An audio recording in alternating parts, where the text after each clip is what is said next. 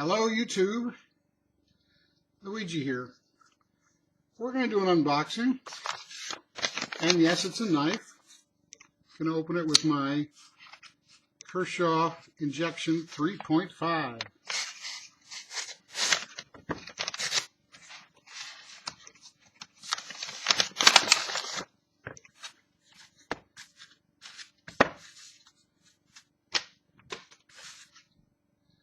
This is a SCHRADE Imperial. There's a long backstory here, and the backstory should be told first, but I know if I do that, I'll lose most of you. So I'm going to, because I know you want to see it and see me open it and all that, and I understand that. I'm the same way with other people's long-winded videos. So I'm going to open this up.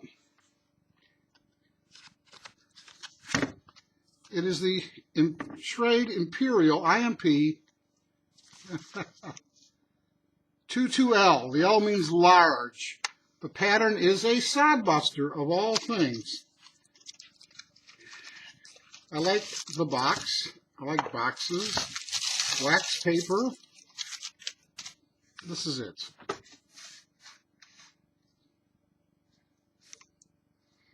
It does not have a lock. It does not have a thumb stud, a flipper, a pocket clip. It has a nail nick. Wow, it's got a half stop. And you heard that, huh? Now, why did I buy this knife? Here comes the backstory. Why did I buy a knife that's not a zoomy, modern, one-hand opening, one-hand closing, lockable, pocket clippable knife? Why? I'll tell you why. I bought it for food prep. I have kitchen knives, just like y'all. And these are Wüsthof from Solingen. They're great knives. These are not garbage knives by any means. I'm just going to assume that's a Wüsthof as well. This little paring knife here. And I use these. These are old friends, but they're not fun. They're not fun the way a folding knife is fun. Why do we sit in front of TVs all night and flick open and shut our flickable knives? Why do we do that? Because it's fun. We do it over and over and over again.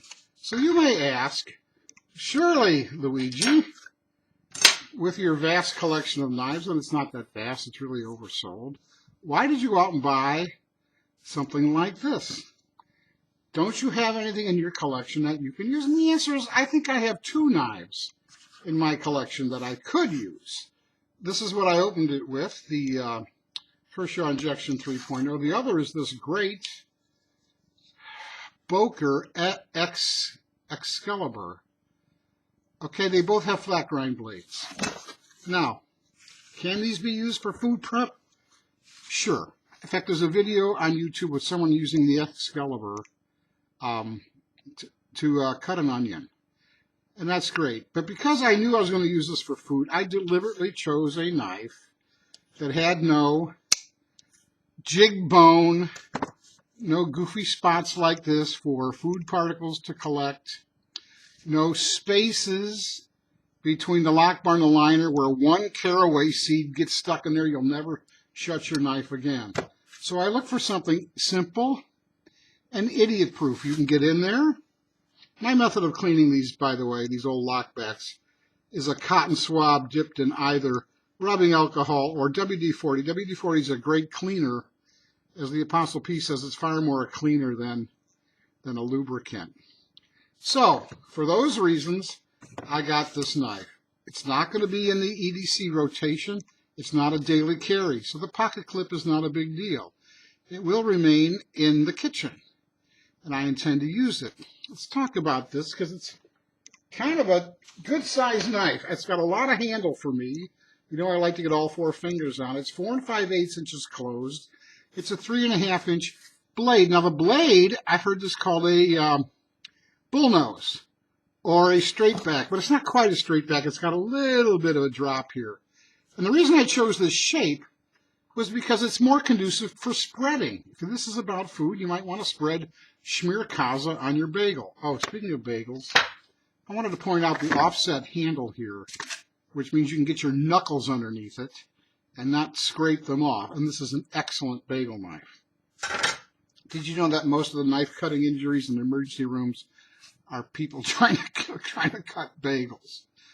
Okay, not the mushy bagels you buy for Americans, but the good old boiled Jewish New York bagels that'll chew your jaw off, man. The real thing.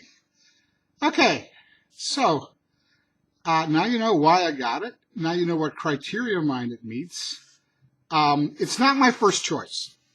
This SCHRADE Imperial, as far as I could tell, is the exact same size, open and shut, blade length, blade type, nail nick, no lock.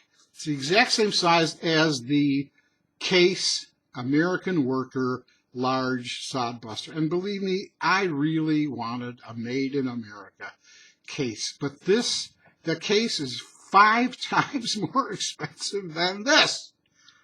Oh, God, how do the Chinese do it? My second choice was the Boker Range Buster.